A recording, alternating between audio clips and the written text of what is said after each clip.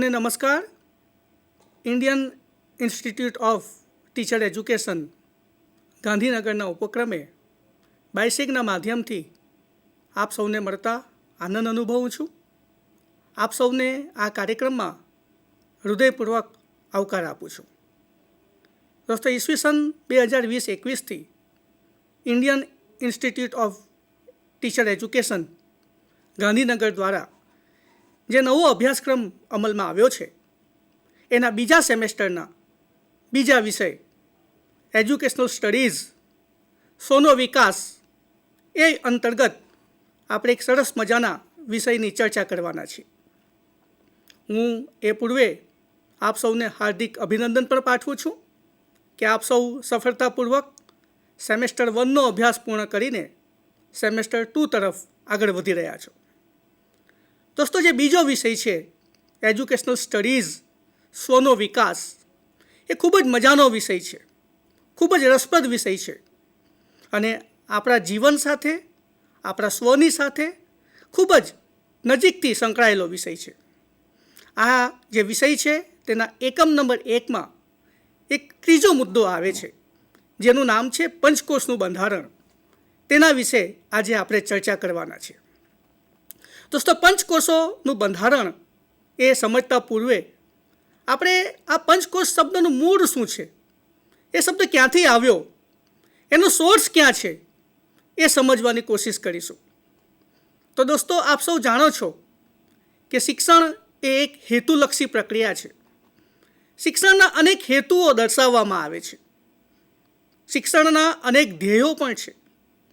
જ્ઞાન, સમજ, ઉપયોગ, કૌશલ્ય, રસ, રુચિ અને વલણ કે કદર વગેરે જેવા અનેક હેતુઓ વિશે આપ સૌ સુવિદિત છો.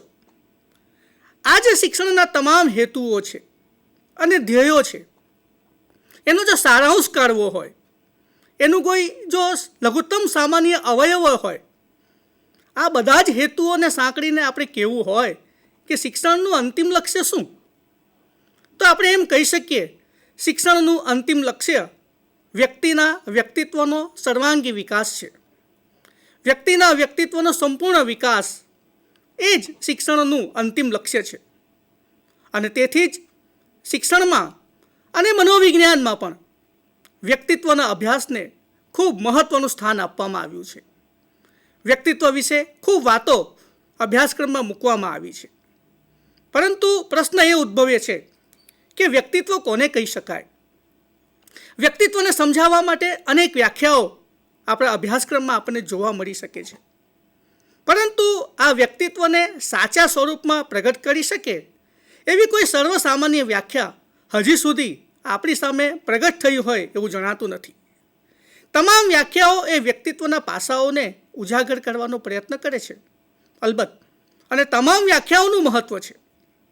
પરંતુ આ તમામ વ્યાખ્યાઓ પરથી પણ જે વ્યક્તિત્વ છે તેનું સાચું સ્વરૂપ, તેનું સંપૂર્ણ સ્વરૂપ આપણી સામે પ્રગટ થતું નથી.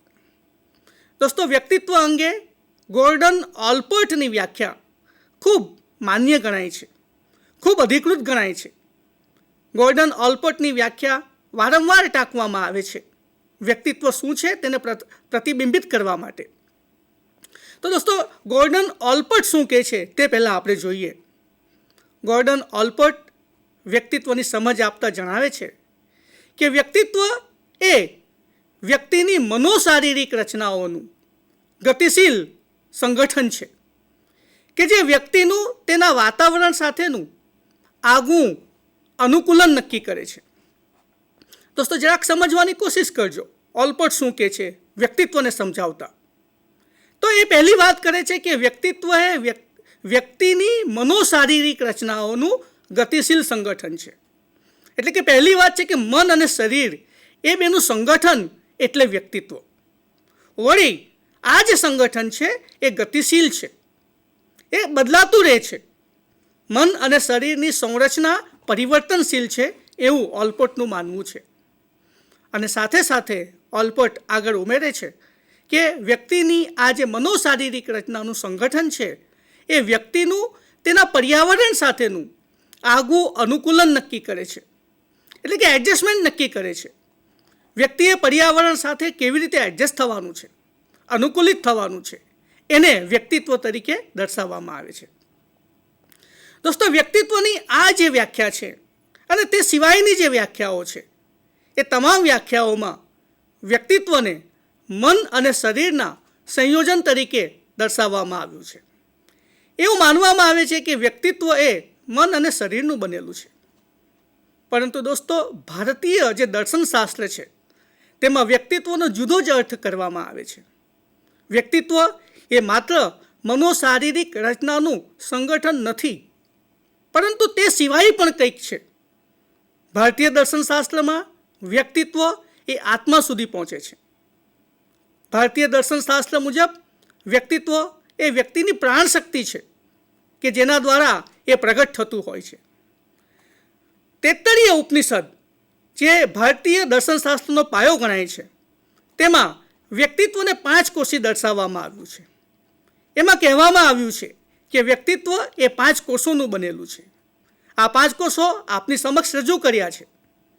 આ 5 કોષો છે અન્નમય કોષ, પ્રાણમય કોષ, મનોમય કોષ, વિજ્ઞાનમય કોષ અને આનંદમય કોષ.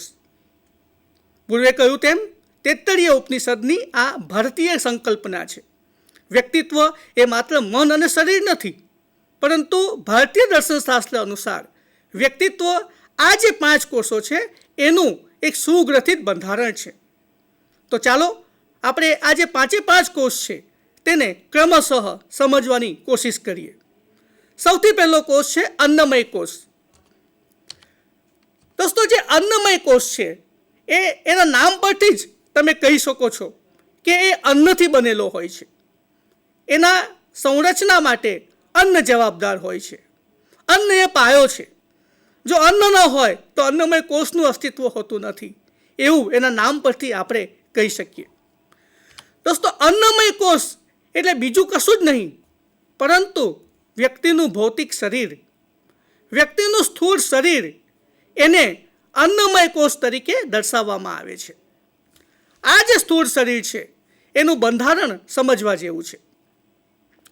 દોસ્તો, આ અન્નમય જે કોષ છે, આ તો શરીર જે છે, જે ઇન્દ્રિયો ધરાવે છે, જે ભૌતિક સ્વરૂપ ધરાવે છે, એના 3 ગુણો છે: સત્વ, રજસ અને તમસ. આપણે અભ્યાસક્રમમાં સત્વ, રજસ અને તમસ વિશે એક અલાયદો મુદ્દો મૂકવામાં આવ્યો છે, જેમાં એની તમે નિરાંતે ચર્ચા કરજો અને સમજવાની કોશિશ કરજો કે આ સત્વ, રજસ અને તમસ એ ગુણો કયા છે. ત્યારબાદ શરીરના બંધારણની વાત કરીએ તો બીજો મુદ્દો આવે છે, એના 3 દોષ છે. આ 3 દોષોમાં વાત, કફ અને પિત્ત, આ 3 દોષોનો સમાવેશ થાય છે. દોસ્તો, આપણું જે આખું આયુર્વેદાચાર્ય છે, આયુર્વેદ છે, એ પણ આ વાત, કફ અને પિત્ત એ 3ના સંગઠન ઉપર ભાર મૂકે છે. બીમાર પડવું એટલે શું? માંદા પડવું એટલે શું? તો કે આ જે વાત, કફ અને પિત્ત એ 3નું જે સંયોજન છે એનું ખોળવાવું. જ્યારે આ 3 વચ્ચેનું સંયોજન ખોળવાય છે ત્યારે વ્યક્તિ બીમાર પડે છે એમ કહી શકાય, એવું આયુર્વેદ માને છે. દોસ્તો, ત્યારબાદ બીજો મુદ્દો આવે છે, આ જે શરીર છે એની 7 ધાતુઓ છે: રસ, રક્ત, માંસ, મેદ, અસ્થિ, મજ્જા અને વીર્ય. આ 7 કોષોનું આ શરીર બનેલું છે. આનું બંધારણ આગવું છે. દરેક વ્યક્તિ આગવું શરીરનું બંધારણ ધરાવતું હોય છે. તેના ગુણો અલગ હોય છે, એના દોષો અલગ હોય છે અને તેની ધાતુઓ પણ અલગ અલગ હોય છે. દોસ્તો, શરીર એ યંત્ર શક્તિ છે. જે રીતે એક શરીર કામ કરે છે, એક યંત્ર કામ કરતું હોય તે રીતે કામ કરે છે. સાથે એવું પણ કહેવામાં આવ્યું છે કે આ શરીર એ 5 મહાભૂતોનું બનેલું છે: જળ, જમીન, અગ્નિ, વાયુ અને તેજ. આ 5 મહાભૂતોનું બનેલું શરીર એ 5 કોષોમાં પાયાનો કોષ છે અને એ અન્ય કોષોને જાળવી રાખવાનું અથવા અન્ય કોષોનો નિમિત્ત બનવાનું કામ કરે છે. 5 મહાભૂતોનું શરીર જે વાતાવરણ સાથે, બાહ્ય જગત સાથે જોડાયેલું હોય છે, એના માટે અન્નમય કોષ જવાબદાર છે. એ માટે ઉત્તમ શરીર હોવું અનિવાર્ય છે. તો ઉત્તમ શરીર કોને કહી શકાય તે અંગે થોડીક વિચારણા કરી લઈએ. દોસ્તો, અન્નમય કોષના ભાગરૂપે ઉત્તમ શરીર એને કહી શકાય કે જે સ્વસ્થ હોય, જે સ્વાસ્થ્ય ધરાવતું હોય. સ્વસ્થ હોવું એટલે શું? તો કે શરીરના આંતરિક અને બાહ્ય અંગ ઉપાંગો યોગ્ય રીતે કાર્ય કરતા હોય. રુધિરાભિસરણ તંત્ર હોય કે મજ્જાતંત્ર હોય કે શરીરનું પાચન તંત્ર હોય, શરીરના સૌ તંત્રો જ્યારે યોગ્ય રીતે કાર્ય કરતા હોય છે ત્યારે આપણે એમ કહી શકીએ કે શરીર સ્વસ્થ છે. આપણે જાણીએ છીએ ઘણી વખત આપણે બીમાર પડતા હોઈએ છીએ, માંદા પડતા હોઈએ છીએ. તો આ બીમાર પડવું એટલે શું, માંદા પડવું એટલે શું? તો કે જ્યારે સ્વાસ્થ્ય જોખમાય છે ત્યારે આવી આપણને ક્ષતિ જોવા મળે છે શરીરમાં. અને ગાંધીજીએ, આપણા રાષ્ટ્રપિતાએ બહુ સરસ મજાની વાત કરી છે કે માંદા પડવું એ ગુનો છે. આપણે માંદા એટલા માટે પડીએ છીએ કે આપણે શરીરને સાચવતા નથી. અન્નમય કોષની જેટલી કાળજી લેવાવી જોઈએ એ કાળજી આપણે લેતા નથી. તો શરીર સ્વસ્થ હોવું જોઈએ. એ ચાલી શકે, ફરી શકે, દોડી શકે, કામ કરી શકે અને શ્રેષ્ઠ રીતે કામ કરે એ અનિવાર્ય છે. ત્યાર પછીનો બીજો મુદ્દો આવે છે બળ અને દ્રઢતા. એટલે કે શરીર બળવાન હોવું જોઈએ, શરીર દ્રઢવાન હોવું જોઈએ. એનો મતલબ શું થાય છે? જરાક વિચાર કરીએ તો એનો સ્પષ્ટ નિર્દેશ આપણને પ્રાપ્ત થઈ શકે છે કે શરીર બળવાન હોવું જોઈએ એટલે શું? બળવાન હોવું એટલે બહુ જાડા હૃષ્ટપૃષ્ટ હોવું એવો મતલબ નથી, પરંતુ શરીર પાસે જે કાર્યો કરવાના અપેક્ષિત છે એ કાર્યો એ કરી શકે. જેમ કે વજન ઉચકવું, ચાલવું, દોડવું, આ બધા જે કામો છે એ બળપૂર્વક કરી શકે તેવું શરીર હોવું જોઈએ. વળી આ શરીરમાં દ્રઢતા હોવી જોઈએ. તમે જુઓ, કેટલાક માણસો ચાલે તો એવી રીતે જાણે ચાલતા હોય છે કે જાણે ચાલવું એ સૌથી મોટો ગુનો હોય. અને કેટલાક લોકો જ્યારે ચાલતા હોય છે ત્યારે ચાલતા નથી હોતા, પરંતુ દોડતા હોય છે, દ્રઢતાપૂર્વક ચાલતા હોય છે. તમે આપણા રાષ્ટ્રપિતા મહાત્મા ગાંધીજીની દાંડીકૂચ વખતની ફિલ્મ કદાચ જોઈ હશે, અને તેમાં જુઓ ગાંધીજીને જે રીતે ચાલતા બતાવ્યા છે એ બળતા અને શરીરની દ્રઢતાનું કદાચ શ્રેષ્ઠ ઉદાહરણ છે એમ આપણે કહી શકીએ. ઉત્તમ શરીરનું ત્રીજું લક્ષણ છે લવચિકતા. એટલે કે જળ નહીં હોય, શરીર પરિવર્તનશીલ હોય. આપણે આપણી આજુબાજુ નજર કરીએ ત્યારે એવા કેટલાક લોકો આપણને જોવા મળે છે કે જે ઊભા હોય તો એમને બેસવાની મુશ્કેલી પડે છે, અને બેસે તો પછી ઊભા થવાની મુશ્કેલી પડતી હોય છે. શરીરના અંગો બિલકુલ જાણે શિથિલ થઈ ગયા હોય છે, જળ થઈ ગયા હોય છે, એવો અહેસાસ કેટલાક લોકોને જોતા આપણને થતો હોય છે. આપણને પણ સવારે ઉઠતી વખતે કદાચ આવો અહેસાસ થતો હોય, પરંતુ જો શરીર લવચિક હોય તો તરત જ એ કામે લાગી જાય છે. તરત જ જે દૈનિક ક્રિયાઓ છે તેને યોગ્ય રીતે ન્યાય આપવા માટે આગળ વધે છે. તેને કહી શકાય લવચિકતા. સાથે એક મુદ્દો મારે તમારી સાથે શેર કરવાનું મન થાય છે લવચિકતાના સંદર્ભમાં, અને તે છે સ્થિરતા, સ્થિરત્વ. એટલે કે શરીર લવચિકતાની સાથે સાથે સ્થિરત્વ પણ ધારણ કરે છે. શરીર સ્થિર રહી શકે છે. ખાસ કરીને જ્યારે તમે નાના બાળકોના સંદર્ભમાં આ વાતનો વિચાર કરો તો સ્થિરતાનો વધારે સારી રીતે ખ્યાલ આવી શકશે. જેમ કે નાના બાળકને આપણે કોઈ જગ્યાએ બેસાડીએ તો એ બેસતું નથી. એના શરીરમાં જાણે સ્પ્રિંગ હોય તેમ આમથી તેમ દોડામદોડ કરતું હોય છે. એનો મતલબ એમ થયો કે શરીરે સ્થિરતા પ્રાપ્ત નથી કરી. પરંતુ જ્યારે શરીર સ્થિરતા પ્રાપ્ત કરે છે ત્યારે આપ સૌ મિત્રોની જેમ 45 મિનિટના કે 55 મિનિટના એક ક્લાસમાં સ્થિર થઈને બેસી શકે છે. અને જો એવું થાય તો એનો મતલબ એમ થયો કે શરીરે સ્થિરત્વ ધારણ કર્યું છે. તો દોસ્તો, એક બહુ મજાનું લક્ષણ છે શરીરનું, અન્નમય કોષનું, એ છે લવચિકતા અને સાથે સાથે સ્થિરતા. બીજો મુદ્દો છે ઉત્તમ શરીરનું, તે છે કુશળતા. અન્નમય કોષ કુશળતાપૂર્વક કાર્ય કરવું જોઈએ. આપણી આજુબાજુ આપણે લોકોને જોઈએ તો કેટલાક લોકો પોતાના કાર્યો ખૂબ જ કુશળતાપૂર્વક કરતા જોવા મળે છે. શરીરનો કુશળતાપૂર્વક વિનિયોગ કરે છે, જ્યારે કેટલાક લોકો શરીરનો કુશળતાપૂર્વક ઉપયોગ નથી કરી શકતા. ખાસ કરીને તમે જ્યારે ડ્રાઇવિંગની વાત કરો કોઈને કાર ચલાવતા જુઓ, 2 વ્હીલર ચલાવતા જુઓ, તો કેટલી કુશળતાથી શરીર કામ કરતું હોય એમ આપણે કહી શકીએ. આપણા ક્રિકેટ ટીમના કેપ્ટન વિરાટ કોહલીની વાત કરીએ, એમના તરફ તમે નજર કરો તો તેઓ જુઓ કેટલી કુશળતાથી શરીરનો ઉપયોગ કરીને દડાને ફટકારે છે કે ફિલ્ડિંગ કરે છે.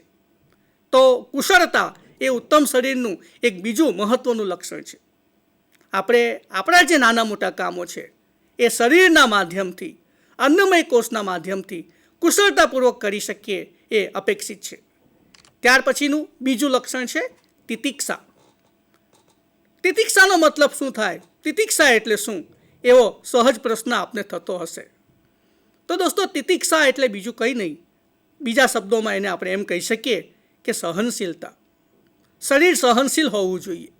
ઠંડી, તાપ, વરસાદ, ભૂખ કે ઉજાગરો, આવી જે બધી બાબતો છે એને એક હદ સુધી શરીર સહન કરવા માટે સક્ષમ હોવું જોઈએ. દાખલા તરીકે સાઉથ ઇન્ડિયાનો કોઈ એક વ્યક્તિ છે, તામિલનાડુ કે આંધ્રપ્રદેશમાં રહે છે કે કેરળમાં રહે છે, સાઉથમાં રહે છે, દક્ષિણમાં રહે છે, અને દક્ષિણનું વાતાવરણ કેવું છે એ આપ સૌ જાણો છો. અને જો એને લદ્દાખ, લેહમાં લઈ જવામાં આવે તો શું ત્યાં એનું શરીર ટકી શકે છે ખરું? જો ટકી શકે તો એમ માનવું કે એની તિતિક્ષા છે. રાતે ઉજાગરો થયો હોય, મોડે સુધી વાંચ્યું હોય અને બીજા દિવસે સવારે ઉઠીને ફરીથી આપણે સહજ રીતે કામ કરવું હોય, શું આપણે એ કામ કરી શકીએ છીએ ખરા? તો એને કહી શકાય તિતિક્ષા. તો દોસ્તો, ઉત્તમ શરીર એ અન્નમય કોષ છે એમ આપણે કહી શકીએ, અને એ બાહ્ય જગતને જોડી રાખવાનું આપણું કામ કરે છે. એટલે એની જેટલી કાળજી લેવાય એટલી લેવી જરૂરી છે. ત્યારબાદ બીજો કોષ છે પ્રાણમય કોષ. નામ પરથી જ તમે જોઈ શકો છો કે એના કેન્દ્રમાં પ્રાણ રહેલો છે. શરીર એ યંત્ર શક્તિ છે, તો દોસ્તો પ્રાણ એ પ્રાણમય શક્તિ છે. પ્રાણ એટલે શું? તો કે પ્રાણ એટલે સત્વ, પ્રાણ એટલે ઉર્જા, પ્રાણ એટલે કાર્યશક્તિ, પ્રાણ એટલે જીવન ચેતના. આ પ્રાણનું કાર્ય શરીરને ચેતનવંતું રાખવાનું છે, શરીરને દોડાવવાનું કામ છે. જો શરીર હોય પરંતુ એની અંદર પ્રાણ ન હોય તો શરીર પોતાના ધાર્યા કામો કરી શકતું નથી. આ જે પ્રાણ છે એ ક્યાંથી આવ્યો એવો સહજ પ્રશ્ન આપણને થઈ શકે. શરીર જે છે, અન્નમય કોષ છે, એ ફળ, ફ્રૂટ, અનાજ વગેરેમાંથી આપણને પ્રાપ્ત થાય છે. તો પ્રાણમય કોષ, પ્રાણ શેનાથી બન્યો છે એવો એક સહજ પ્રશ્ન આપણા મનમાં ઉપસ્થિત થઈ શકે છે. દોસ્તો, આપણા પ્રાણ, વ્યક્તિના પ્રાણ, આપણી ભારતીય ફિલોસોફીમાં એવું માનવામાં આવે છે કે વિશ્વ પ્રાણનો જ એક ભાગ છે. આપણા પ્રાણ અને વિશ્વના પ્રાણ એ વાસ્તવમાં એક જ છે. પરંતુ જે રીતે આપણા ઘરમાં અલગ અલગ ઓરડાઓ હોય છે, તે રીતે વિશ્વ પ્રાણ એ શરીરરૂપી ઓરડો ધારણ કરે છે, એક રૂમ ધારણ કરે છે, એક નાનું સ્વરૂપ ધારણ કરે છે એમ આપણે કહી શકીએ. દોસ્તો, તમે કૂવામાં હવારો નાખો અને કૂવામાંથી પાણી ઉપર ખેંચો તો એ જે હવારામાં પાણી આવે છે એ પાણી અને કૂવામાં રહેલું જે પાણી છે તે, આ બંને પાણી વચ્ચે કોઈ ફેર નથી હોતો. એ વાસ્તવમાં એક જ છે. તે રીતે આપણા પ્રાણ, વ્યક્તિના પ્રાણ અને વિશ્વ પ્રાણ પણ એક જ છે. એણે થોડા સમય પૂરતું શરીરનું માધ્યમ લીધું છે એમ આપણું કહી શકાય. બીજો મુદ્દો છે આ પ્રાણનું માધ્યમ કયું? પ્રાણને જોઈ શકાય? પ્રાણ ક્યાં છે? કેવી રીતે એને માપી શકાય? તો આપણા ભારતીય દર્શન શાસ્ત્રમાં એવું માનવામાં આવે છે કે પ્રાણનું માધ્યમ એ આપણા શ્વાસ છે. આપણા શ્વાસ અને ઉચ્છ્વાસમાં આપણો પ્રાણ વસે છે. એ જ રીતે આપણી આજુબાજુ જે વાતાવરણ છે એ વાતાવરણમાં પ્રાણ વિલસે છે. જે રીતે ચુંબકના વાયરમાં વીજળી પસાર થાય છે, પરંતુ વીજળીને આપણે જોઈ શકતા નથી. વીજળી છે તે આપણે જાણી શકીએ છીએ, પ્રમાણી શકીએ છીએ. તે રીતે આપણા શ્વાસ અને ઉચ્છ્વાસમાં અને આપણા વાતાવરણમાં પ્રાણ રહેલો છે એમ આપણે કહી શકીએ. તો બહુ મજાનો મુદ્દો છે કે આ પ્રાણ જે છે એ શ્વાસોચ્છ્વાસમાં અથવા તો વાતાવરણમાં વિલસે છે અને એ એનું માધ્યમ છે. આ જે પ્રાણ છે એ પ્રાણ જ્યાં સુધી શરીરમાં રહે છે ત્યાં સુધી જીવન છે. જીવનની દોસ્તો દરેક ક્રિયાઓ પ્રાણથી સંચાલિત હોય છે. જે દિવસે જે સમયે પ્રાણ શરીરમાંથી છૂટું પડે છે, શરીર અને પ્રાણ વચ્ચેનો વિયોગ થાય છે, એ સમયે મૃત્યુ થાય છે એમ આપણે કહી શકીએ. તો જીવન એટલે શરીર અને આ જે પ્રાણ છે એ બંને વચ્ચેનો સુભગ સમન્વય, અને મૃત્યુ એટલે અન્નમય કોષમાંથી પ્રાણમય કોષનું વિઘટન થવું, જવું, એવું આપણે કહી શકીએ. દોસ્તો, પ્રાણ એ શરીરને ટકાવવા માટે, શરીરને ચેતનવંતું રાખવા માટે જરૂરી છે. તો પ્રાણના પોષણ માટે કેટલીક કાળજી લેવી જરૂરી છે. પ્રાણના પોષણ માટે યોગ્ય આહાર અને યોગ્ય ઊંઘ ખૂબ અનિવાર્ય બાબત છે. આહાર અને ઊંઘ એ પ્રાણનું લક્ષ્ય નથી, એ પ્રાણની વૃત્તિ છે અને એ શરીરને ટકાવી રાખવાનું કામ કરે છે. અને તેથી પ્રાણના પોષણ માટે ઉત્તમ આહાર લેવો જોઈએ અને પૂરતી ઊંઘ લેવી જોઈએ. આ અંગે થોડીક વાત કરી લઈએ કે આહાર કેવો હોવો જોઈએ અને ઊંઘ કેવી હોવી જોઈએ કે જેથી પ્રાણમય કોષનું પોષણ થઈ શકે, પ્રાણના પોષણ થઈ શકે. તો આહાર સંદર્ભે એવું કહી શકાય કે આહારમાં સ્વાદ મહત્વનો નથી.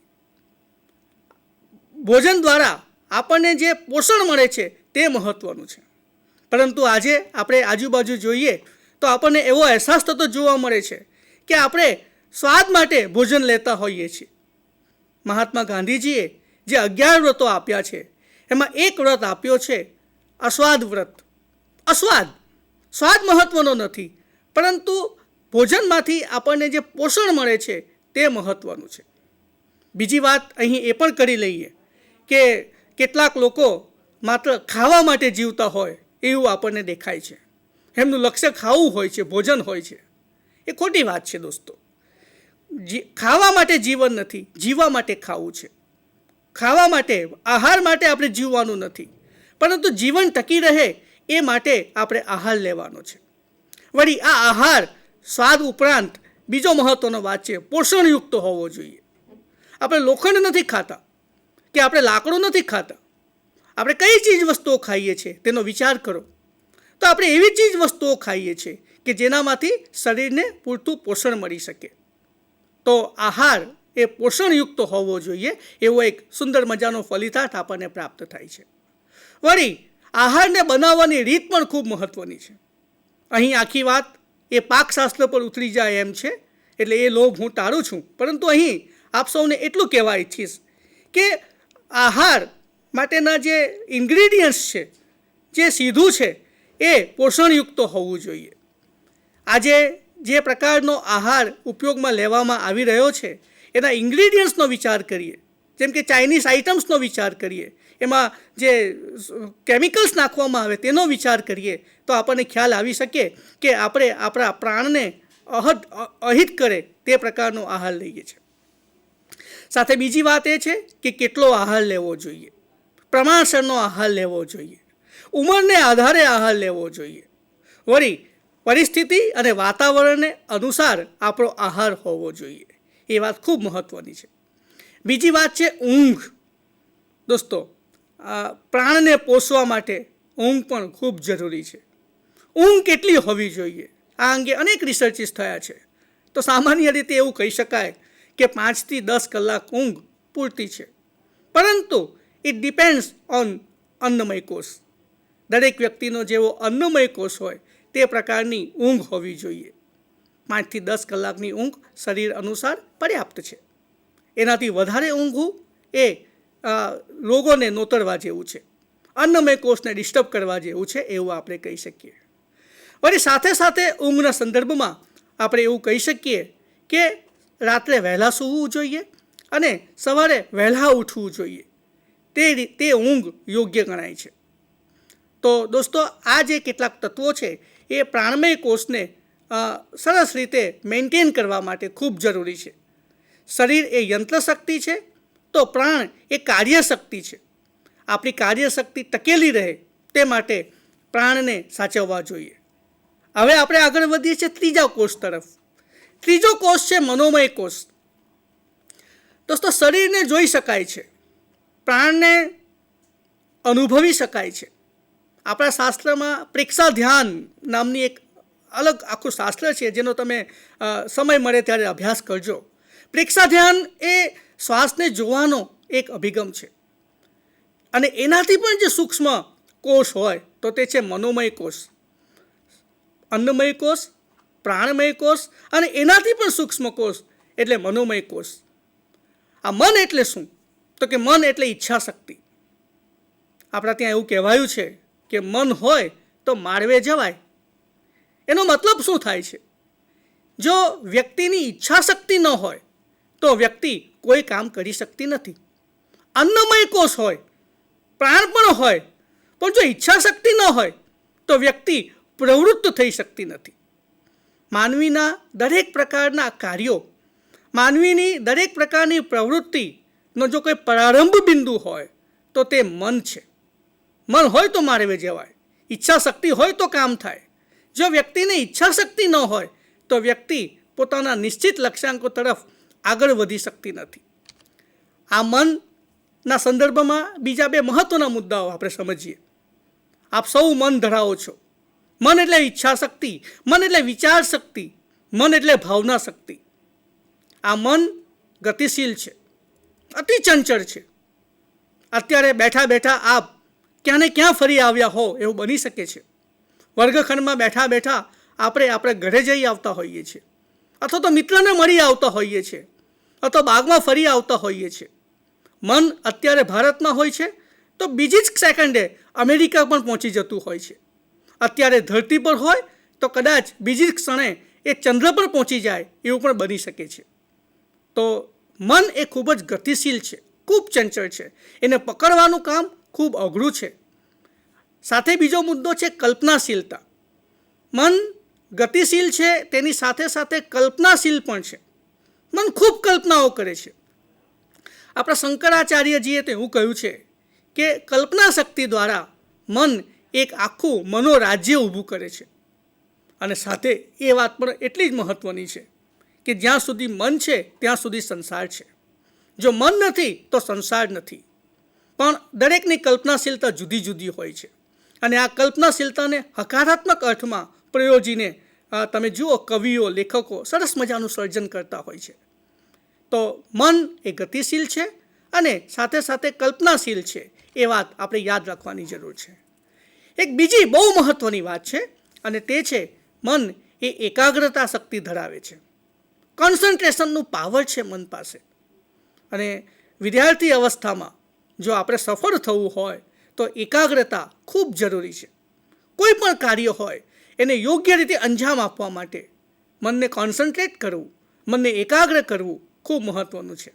અને તેથી જ તમે જુઓ, વર્ગખંડમાં આપણા શિક્ષકો પણ આપણને ધ્યાન આપો, ધ્યાન રાખજો, ધ્યાન બરાબર સમજવાની કોશિશ કરજો, એવા શબ્દો પ્રયોજતા હોય છે.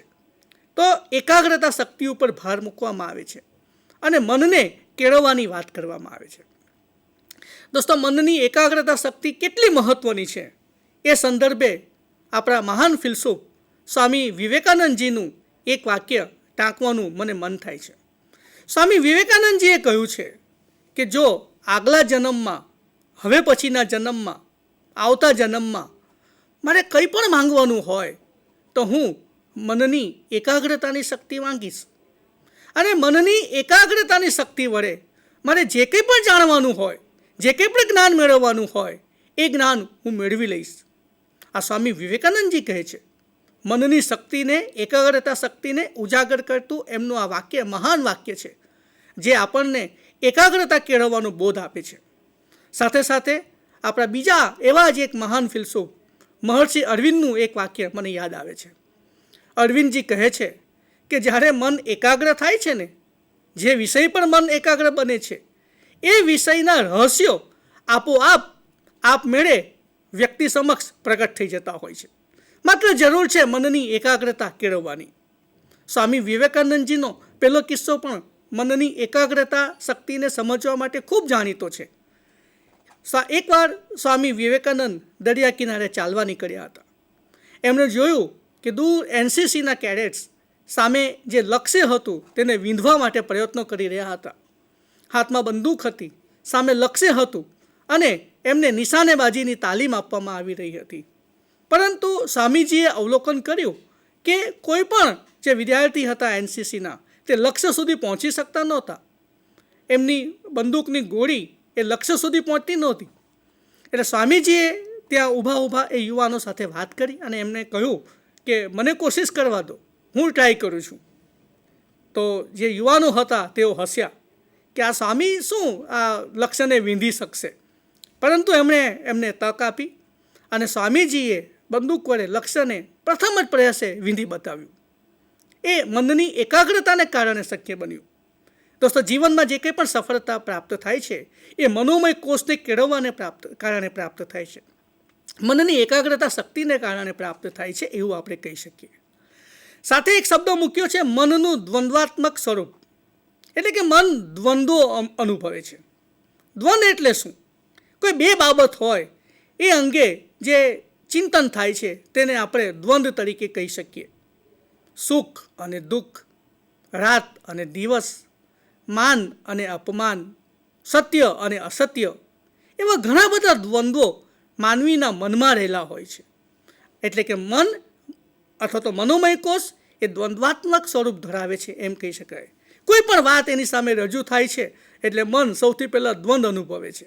સારું છે કે ખોટું છે, સારું થશે કે નબળું થશે, આમ થશે કે નહીં થાય, એવા દ્વંદ્વો વ્યક્તિ આ મનોમય કોષના પરિણામે અનુભવે છે એમ આપણે કહી શકીએ. સાથે સાથે એક બહુ મજાનો મુદ્દો મનોમય કોષના વિકાસ સંદર્ભે આપણે સમજવા જેવો છે અને તે છે કે સુખ, દુઃખ, રાગ, દ્વેષ કે માન અને અપમાન વગેરે જેવા જે દ્વંદ્વો છે એના ઉપર કાબૂ મેળવવો એ જ મનોમય કોષ છે.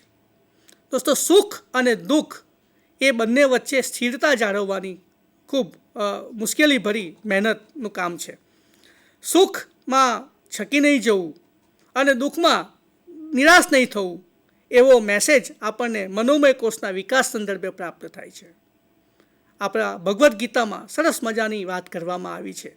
સ્થિત પ્રજ્ઞના લક્ષણો દર્શાવવામાં આવ્યા છે. વ્યક્તિએ કોઈ પણ પરિસ્થિતિમાં સ્થિત પ્રજ્ઞતા જાળવી રાખવાની છે. તો એ સ્થિત પ્રજ્ઞતા એ સુખ દુઃખને દૂર કરવાની વાત છે. આપણા ગુજરાતના જાણીતા શિક્ષણ શાસ્ત્રી ડૉક્ટર ગુણવંતભાઈ શાહે પણ આ અંગે બહુ સરસ મજાની વાત કરી છે. એમણે કહ્યું છે કે સુખ અને દુઃખ આ જે બંને પરિસ્થિતિ છે તેમાં એમ્પાયર વૃત્તિ રાખો. એમ્પાયર વૃત્તિ એટલે શું? તો તમે જુઓ, ક્રિકેટની મેચ ચાલતી હોય છે, સામે વિરાટ કોહલી છે, 4 રન બાકી છે, છેલ્લો બોલ છે અને એને દડો નાખવામાં આવે છે અને પેર પર પગ લાગે છે, પેર પર દડો લાગે છે અને અપીલ કરવામાં આવે છે કે આઉટ ધેટ. અને જે એમ્પાયર છે એ એવું નથી જોતો કે છેલ્લો દડો છે કે સામે વિરાટ કોહલી છે કે મેચની પરિસ્થિતિ શું છે, પરંતુ એ જે દડો પડ્યો છે એ અંગે યોગ્ય નિર્ણય લઈને પોતાનો નિર્ણય આપે છે. તો આવી જે અવસ્થા છે એ એમ્પાયર વૃત્તિ છે અને મનોમય કોષ એ આ પ્રકારની એમ્પાયર વૃત્તિ કેળવવાની વાત કરે છે. સાથે સાથે રાગ અને દ્વેષથી પર થવાની વાત કરે છે. દોસ્તો, રાગ અને દ્વેષથી પર થવું, રાગ અને દ્વેષ એવા દ્વંદ્વો પર કાબૂ મેળવવો, એના વિશે વાત કરવાનું જેટલું સહેલું છે એટલું એના પર કાબૂ મેળવવાનું ખૂબ અઘરું છે. મનોમય વિકાસ એટલે આવા જે વિકારો છે, આવી જે બધી પરિસ્થિતિઓ છે, આવા બધા સંજોગો છે એના ઉપર કાબૂ મેળવવું. અહીંયા મને એક સરસ મજાનો કિસ્સો આપની સાથે શેર કરવાનો મન થાય છે. એક વ્યક્તિ હતો, એક ભક્ત હતો, પ્રભુની ખૂબ સેવા કરે, ખૂબ અર્ચના કરે, ખૂબ પ્રાર્થનાઓ કરે અને ભગવાનમાં ખૂબ શ્રદ્ધા, અખૂટ શ્રદ્ધા. એની સેવા, પૂજા, અર્ચના, પ્રાર્થનાથી ભગવાન ખુશ થયા અને ભગવાન પ્રસન્ન થઈને એના સ્વપ્નમાં આવ્યા અને એણે કહ્યું ભગવાને પેલા ભક્તને કે તારી જે ભક્તિ છે તેનાથી હું ખૂબ ખુશ થયો છું અને હું તને તું જે માંગશે તે હું આપીશ. ભક્ત ખુશ થઈ ગયો. પહેલો આનંદ તો એ હતો કે પ્રભુ એને મળવા આવ્યા, પ્રભુ સાથે મુલાકાત થઈ અને બીજી વાત કે પ્રભુએ એને જે માંગવું હોય એ માંગવા માટેની છૂટ આપી, તક આપી. એ તો પ્રભુનો આભાર માન્યો. એણે પ્રભુનો આભાર માન્યો કે હે પ્રભુ, ખૂબ આભાર કે તે મારા પર આટલો મોટો ઉપકાર કર્યો, આશીર્વાદ આપ્યા. પરંતુ પછી પ્રભુએ, ઈશ્વરે એક નવી વાત ઉમેરી. એમણે કહ્યું કે તું જે માંગશે એ તને મળશે એ નક્કી, પરંતુ સાથે સાથે તું જે માંગશે એના કરતાં એટલી જ વસ્તુ, એ જ વસ્તુ તારા જે પાડોશી છે તેને બમણી હું આપીશ. સમજો પરિસ્થિતિ. તું જે માંગશે તે તો તને મળશે, પરંતુ એ જ વસ્તુ તારા પાડોશીને હું ડબલ કરીને આપીશ. એટલે પેલો જે ભક્ત છે એ થોડો મૂંઝાયો કે આ કેવી વાત થઈ. મેં સેવા કરી, મેં પૂજા કરી, મેં અર્ચના કરી, અને બાજુવાળાને વગર મહેનતે મળી જવાનું. જો આ મનનો સ્વભાવ છે, અને જાણીએ અજાણીએ અનેક તબક્કે આપણે આવી અવસ્થાઓમાંથી પસાર થતા હોઈએ છીએ.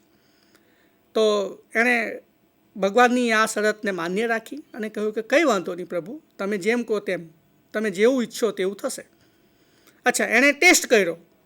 ભગવાનને એણે કહ્યું કે ભગવાન, મને સરસ મજાનો બંગલો બનાવી આપ, સરસ બંગલો બાંધી આપ મારી ઝૂંપડીની જગ્યાએ.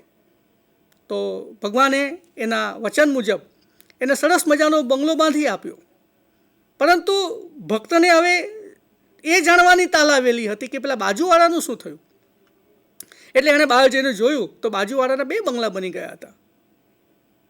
એને આનંદ તો હતો, પણ એનો આનંદ થોડો ઓછો થયો, કારણ કે એના મનમાં દ્વેષ અને દ્વંદ્વ શરૂ થઈ ગયું હતું. અચ્છા, થોડા સમય પછી એણે ભગવાનને, આ એક કાલ્પનિક વાત છે, હું રાગ દ્વેષને સમજાવવા માટે એક ઉદાહરણ આપી રહ્યો છું દોસ્તો. એવું થાય છે એવું નથી કહેતો, પણ આ રાગ દ્વેષ કેવા છે અને એને કેવી રીતે કાબૂમાં આપણે લઈ શકીએ તે સમજવાની વાત છે. થોડા દિવસ પછી પેલા ભક્તે કહ્યું કે પ્રભુ, મને સરસ મજાની એક મોટી કાર, ગાડી ગિફ્ટ આપ, મારે ગાડી જોઈએ છે. પ્રભુએ એના વચન મુજબ, શરત મુજબ એને ગાડી આપી, પણ સાથે સાથે બાજુવાળાને 2 ગાડી આપી. થોડા સમય પછી પેલા ભક્તને ઈચ્છા થઈ કે મારે સોનાની આઇટમ્સ જોઈએ છે, દાગીના જોઈએ છે, સોનાનો ચરુ જોઈએ છે. એટલે એણે પ્રભુને કહ્યું કે પ્રભુ, મને સોનાનો ચરુ આપી દે. પ્રભુએ એમની વાત મુજબ એને સોનાનો ચરુ આપ્યો. થોડા સમય પછી એણે પેલા બાજુવાળાને પૂછ્યું કે શું તને સોનાનો ચરુ મળ્યો? હા, તો મને 2 મળ્યા. તમે જોજો, જેટલી વસ્તુ એને મળતી હતી એના કરતાં બમણી વસ્તુ એના પાડોશીને મળી રહી હતી. હવે એના મનનો આનંદ જતો રહ્યો. એનો મન ચિંતા અનુભવવા લાગ્યો, અને એને એવું થવા માંડ્યું કે મેં મહેનત કરી તેનું ફળ બાજુવાળા મફતના મેળવી રહ્યા છે. હવે એણે જે ભગવાન સામે ચોથી ઈચ્છા વ્યક્ત કરી તે સમજવા જેવી છે, રસપ્રદ છે.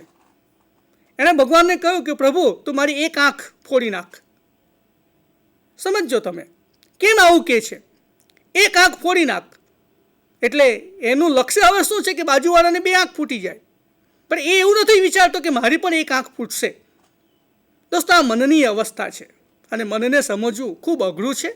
અને આ જે મનને સમજવો અને એના દ્વેષો ઉપર, એના દ્વંદ્વો ઉપર કાબૂ મેળવવો, એ જ મનોમય કોષ છે એમ આપણે કહી શકીએ.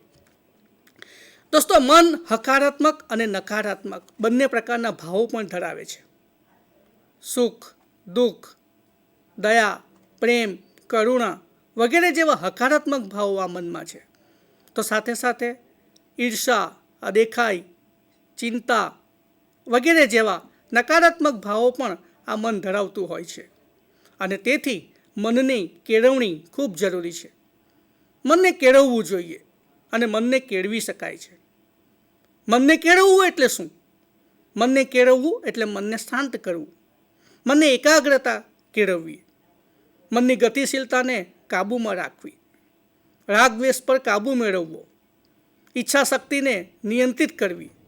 આ જે બધી વાતો છે એ મનની કેળવણીની વાત છે. અને દોસ્તો, આપણે મનોમય કોષના ભાગરૂપે મનની કેળવણીનું મહત્ત્વ સમજી લેવું જોઈએ.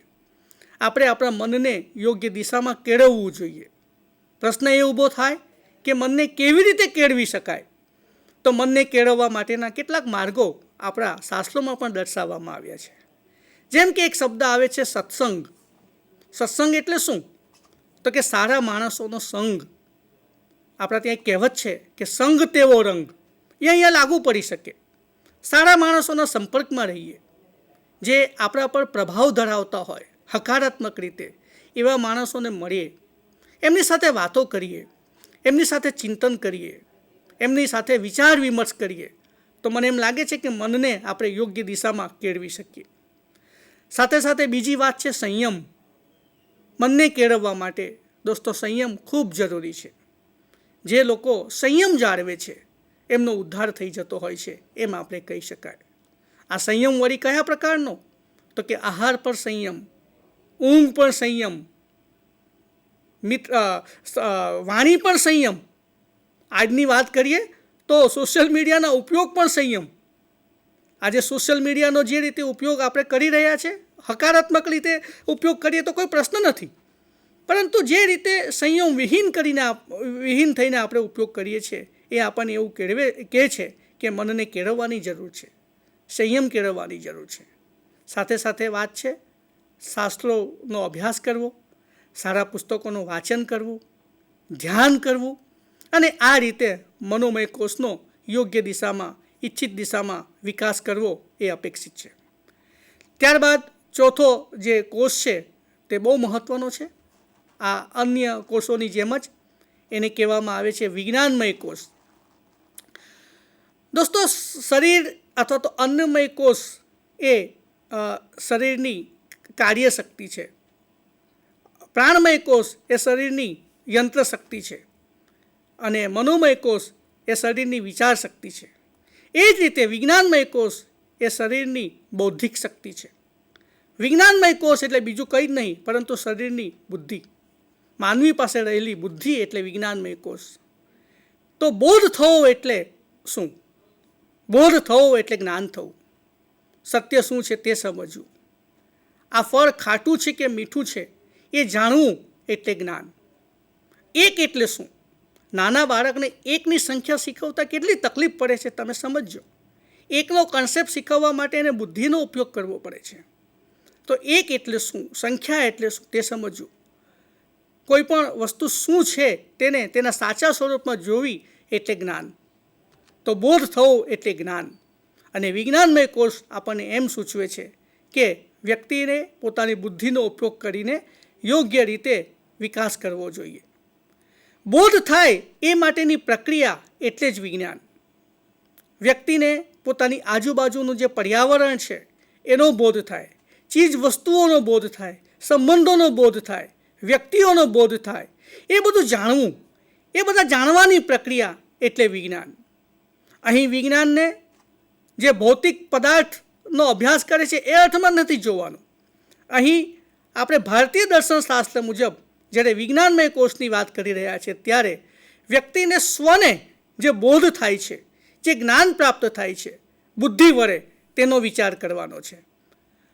દોસ્તો, બુદ્ધિ એ ગ્રહણ શક્તિ ધરાવે છે, એ ધારણા શક્તિ ધરાવે છે. આપણે કંઈ પણ વાંચીએ છીએ, કંઈ પણ જોઈએ છીએ, કંઈ પણ સાંભળીએ છીએ, એમાંથી આપણે ઘણી બધી વાતો ગ્રહણ કરતા હોઈએ છીએ.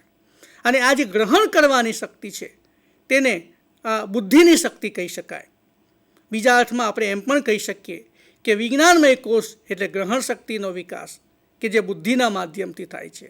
ધારણા શક્તિનો વિકાસ, આપણે ધારણા કરીએ છીએ કે આમ થશે કે તેમ થશે, એ એમને એમ નથી કરવાની, એ અટસટ્ટે નથી કરવાની, પણ બુદ્ધિનો પ્રયોગ કરીને કરવાની છે. તો આવી ધારણા શક્તિનો વિકાસ. બીજો એક સરસ મજાનો શબ્દ છે વિવેક.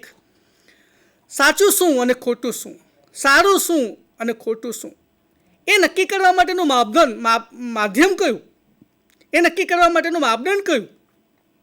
તો એ જે માધ્યમ છે, એ જે માપદંડ છે તે બુદ્ધિ છે. અને બુદ્ધિ દ્વારા આપણને વિવેક પ્રાપ્ત થાય છે. દોસ્તો, આ જે બુદ્ધિ છે તેના સાધનો પણ છે વળી. વિશ્લેષણ, સંશ્લેષણ, અવલોકન, નિરીક્ષણ વગેરે જેવા સાધનો વડે આપણે જ્ઞાન ગ્રહણ કરી શકીએ છીએ. તો આ જે સાધનો છે તે શાર્પ કરવાના છે. અને છેલ્લી વાત આવે છે વિજ્ઞાનમય કોષમાં, તે છે બુદ્ધિનું શિક્ષણ. જે રીતે મનને કેળવી શકાય છે તે રીતે બુદ્ધિને પણ કેળવી શકાય છે. અવલોકનને ધારદાર બનાવીને, ચિંતનને ધારદાર બનાવીને, વિશ્લેષણ કરવાની શક્તિ કેળવીને, સંશ્લેષણ કરવાની શક્તિ કેળવીને, પૃથક્કરણ કરવાની શક્તિ કેળવીને, સંયોજન કરવાનો પાવર કેળવીને આપણે બુદ્ધિને તીક્ષ્ણ બનાવી શકીએ છીએ. આપણા શાસ્ત્રોમાં તો બુદ્ધિના પ્રકારો પણ દર્શાવ્યા છે. કુશાગ્ર બુદ્ધિ ને તેજસ્વી બુદ્ધિ, તેની વાતો આપણે અહીં નથી કરતા. પણ એક સામાન્ય અર્થમાં જ્યારે બુદ્ધિની વાત કરીએ છીએ, ત્યારે વિજ્ઞાનમય કોષની વાત કરીએ છીએ, ત્યારે આપણી બુદ્ધિ શાર્પ હોવી જોઈએ અને બુદ્ધિને કેળવી શકાય છે.